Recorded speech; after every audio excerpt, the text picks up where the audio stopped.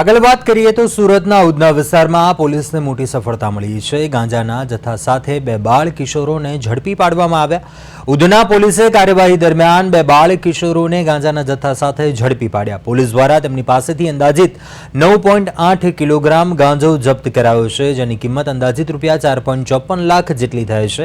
આ ઉપરાંત પોલીસે ગાંજા સાથે મોબાઈલ ફોન સહિત કુલ રૂપિયા 4.62 લાખનો મુદ્દામાલ કબજે કર્યો છે। પકડાયેલા બંને કિશોરોની સામે પોલીસ દ્વારા એનડીપીએસ એક્ટ હેઠળ ગુનો નોંધીને વધુ તપાસ હાથ ધરાઈ રહી છે।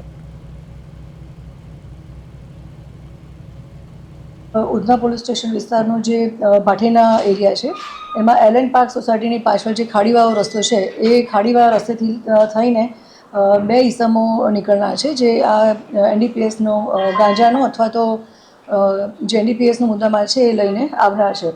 જે ખાડીનો પાછળનો રસ્તો છે ત્યાંથી M4 માર્કેટ તરફ બે અજાણ્યા ઈસમો આવતા હતા। આ ઇન્ફોર્મેશનના આધારે પોલીસે કાર્યવાહી કરી બંનેને રાઉન્ડઅપ કર્યા અને જે એમની પાસે મુદ્દામાલ હતો એ ચેક કરતા ગાંજો મળી આવ્યો હતો, જેની કિંમત આશરે 4,62,000 રૂપિયા છે અને એ જથ્થો છે 9 કિલો 200 ગ્રામ જેટલો।